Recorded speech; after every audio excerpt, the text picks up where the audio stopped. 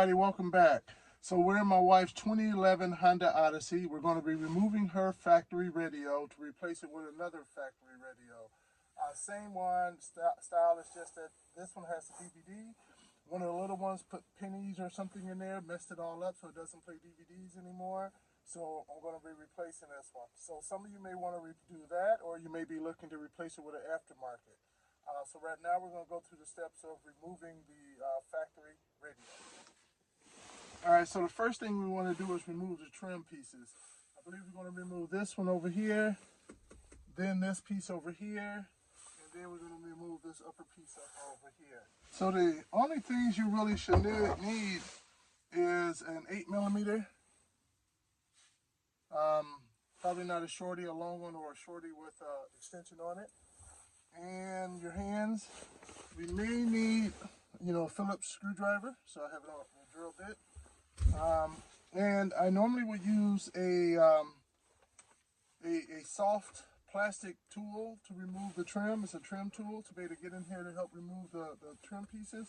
I can't find it, so I'm going to use my flathead screwdriver. So I have that here. I want one of my wider ones because the wider it is, the less chances you have of doing damage, because you're distributing that force you apply to it when you're using it to help you lift it out. Alright, so the first thing we're going to do is remove this side over here. You may be able to just get your fingers in here and pull it up without using any pry tool. If not, you just want to get up in there and try to find a good spot to help you get it out of there. Let's see what we can do here without just pry tool.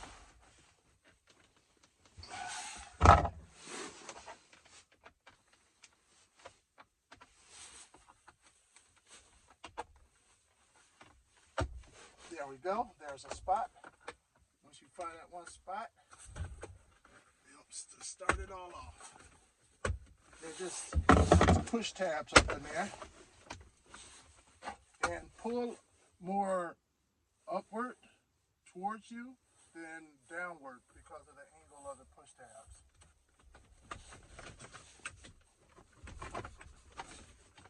Because you don't want to break them. And what I'm going to do right here, I'm going to put the car in neutral. Turn that off.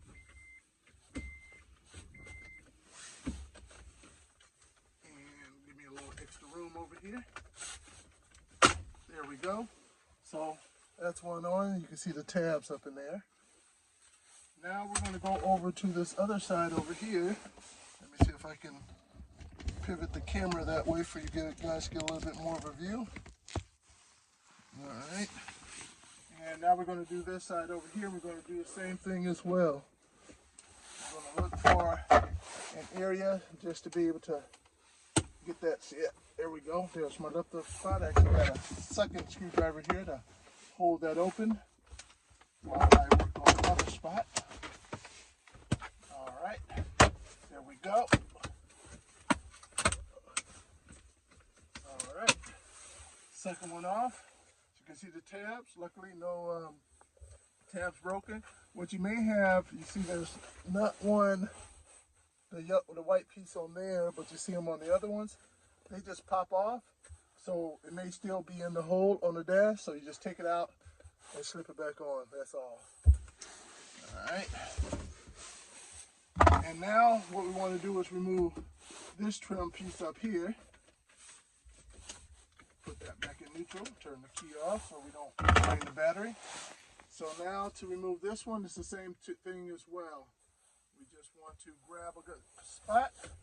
Here you got a way to get behind it, at least, to be able to start grabbing it.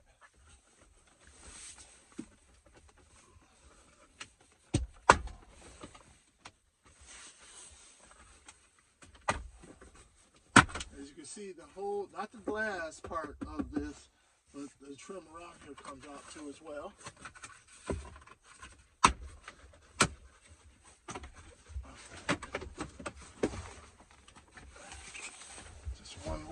One over there. There we go. And behind here, you're going to have the plugs for this right here, so you're going to have to unplug that.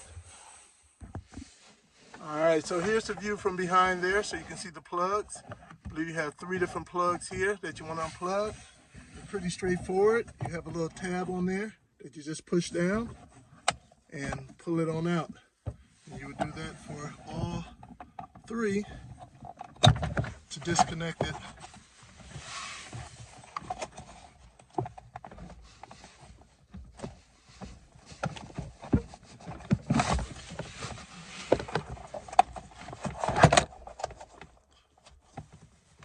There we go. And now let's get this disconnected. All right, so now there are 4 screws we want to take out. 1 here, 1 down here, 1 here, and 1 here. Those are the 4 you need to take out. So we're going to take our 8mm and go in there and get them out.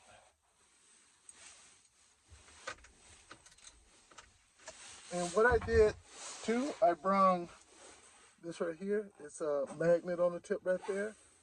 You don't want to lose your little screws, of course, and sometimes that happens. So what I like to do sometimes, if it's in a difficult spot, is while I'm unscrewing it, when I'm getting close to it, I'll put the magnet in there close to it.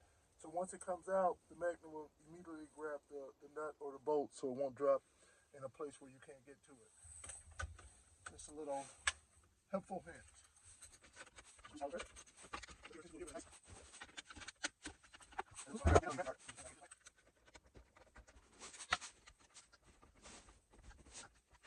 Those are also, the ones at top actually have screws in there. Since I don't have my extension in the car with me, I'm just going to go ahead and use my drill bit and take my magnet over here to be safe.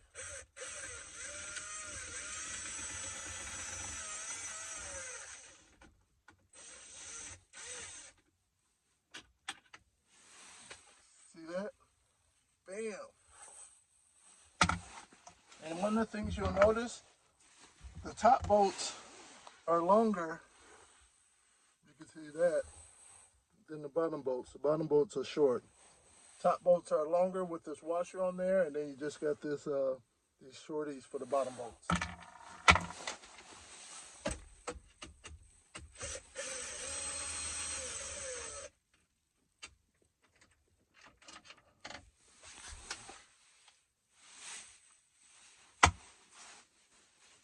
All right, so at this point we should be able to pull it out, but this right here, this little trim piece down here can block it. Don't take it all the way out, just loosen it up. So you'll have 4 bolts, screws, that is, 1, 2, 3, 4. So just remove those.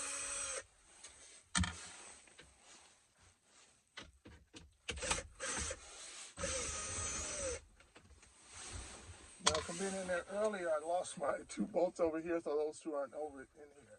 So we just want to be able to have the ability to flex this out a little bit to give us a little extra room. And so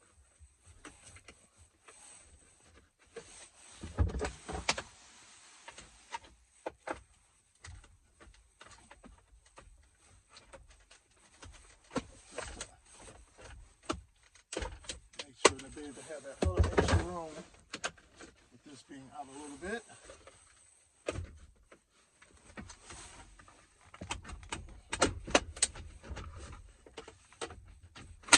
Put my shifter down a little bit.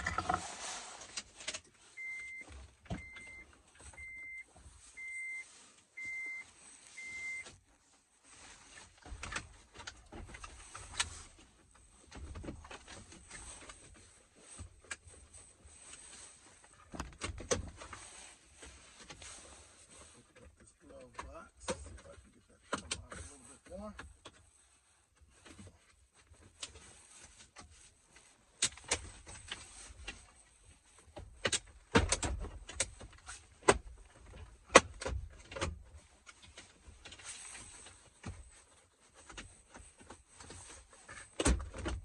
There we go. All right, and now we want to disconnect this one from the back as well. All right, so this is the view from behind the radio. So as you can see here, you have what, 1, 2, 3, 4, 5, 6, at least on mine, because I have the DVD and all that. And I believe like the model up from this has the nav. We'll probably have even more going on back there, but on mine I have these 5, so they just have a little push tabs on the back again to be able to just push down to release. This one over here, I believe you have to lift this up. Just push nice and tight. Just force it out of there. It's going to be hard, but you may need to just get something separate, like to push down in there, like a Phillips head screwdriver, just to push on that while pulling it up, or whatever works best. But don't pull on the wires. Always pull on the plastic housing. These are the regular style ones, so they make it normal. So there we go. I'm gonna pinch my finger. And the next one. And this one is on the side. And there we go. So we're all disconnected now at this point. All right, now that we have it all disconnected in the back, now we can completely remove it out of there. And now we'll be ready to install the replacement one. And for you guys who are installing something aftermarket, go right ahead and do it. All right, so now I have the replacement one here, a used one I got off of eBay. Decent price. It was like half the price what I've been seeing out there, so I jumped on it right away. Been waiting about a year to find one at a good price. So now we're just going to plug it back in and install it and see how it goes. All right, now we're on the back of the replacement radio. We're ready to plug it all back in.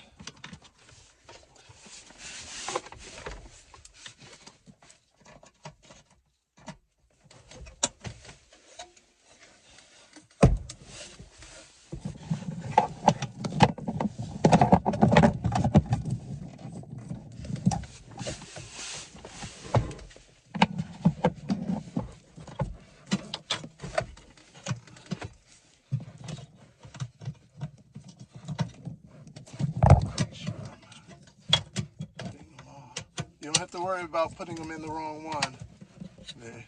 None of them can be crossed over to the other one. They're all specific plugs.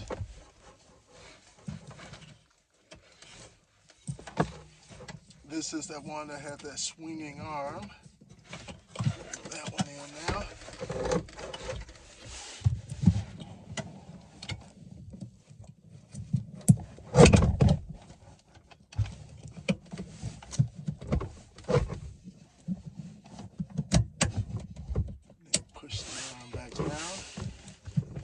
Last one and stick that on in.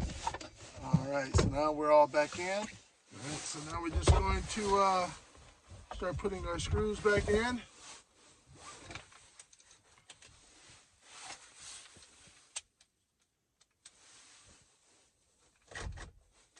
Oops, that doesn't go there. Get my little magnet. Another useful thing for the magnet. It goes in here. You remember I was missing the one from over here and over here. I'm still going to be missing it.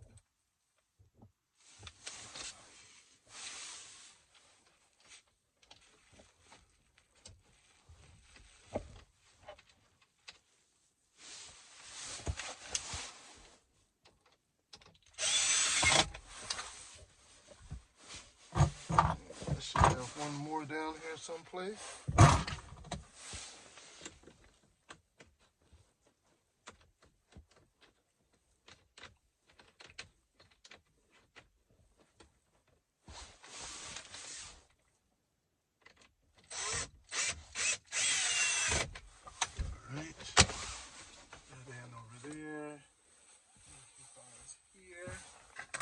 So now we're just going to put it in reverse of how we took it out. So that means we move on to here. And remember, you need to plug those back in. And you should have 3 different spots. 1, 2, 3 for the 3 plugs.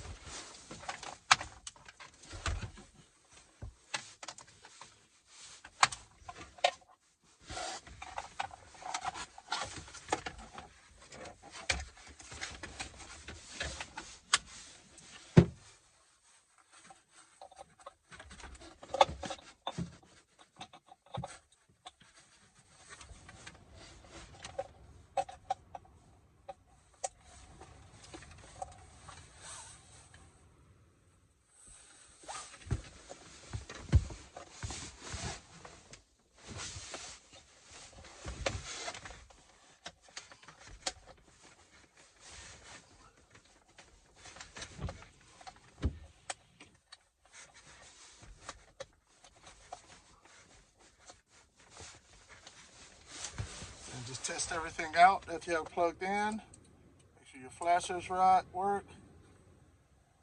Well, my passenger heated seat never worked, so the driver's side never worked. The passenger has. Blower turns on. So now that I have confirmation on that, now I can snap this back into place.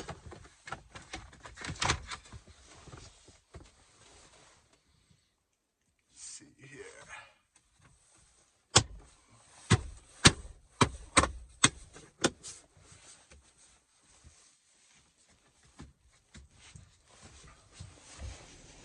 Alright, so I almost made a rookie mistake here. Let me turn the engine off so you guys can hear me.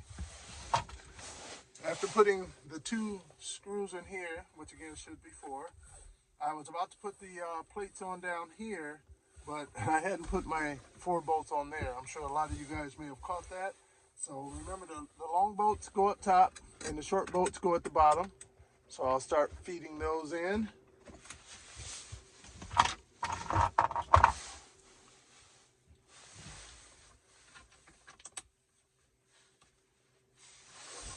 Remember, those ones are, you can use the 8mm or your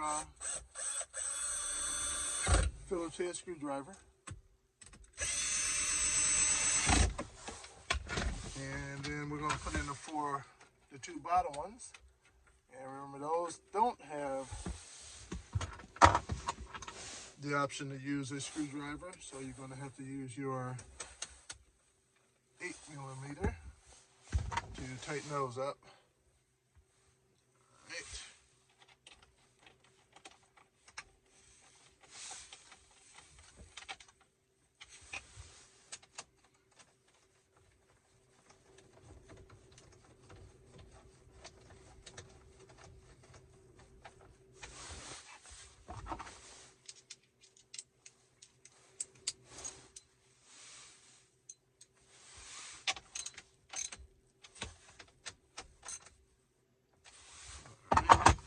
Now at this point, now we can go ahead and finish putting it back together.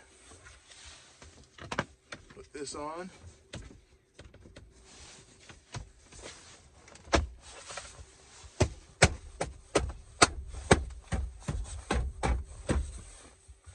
Right. And put this one on here.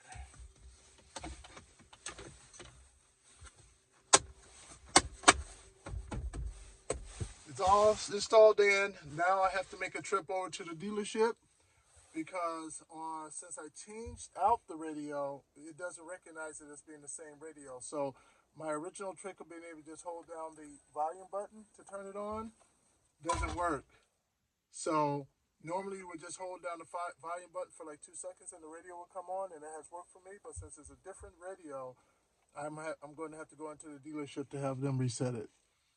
So hopefully this video will help you guys out. If you like, hit the like button. Please hit the subscribe button because I have other how-to videos from working on my wife's Honda Odyssey. Thanks for joining, guys.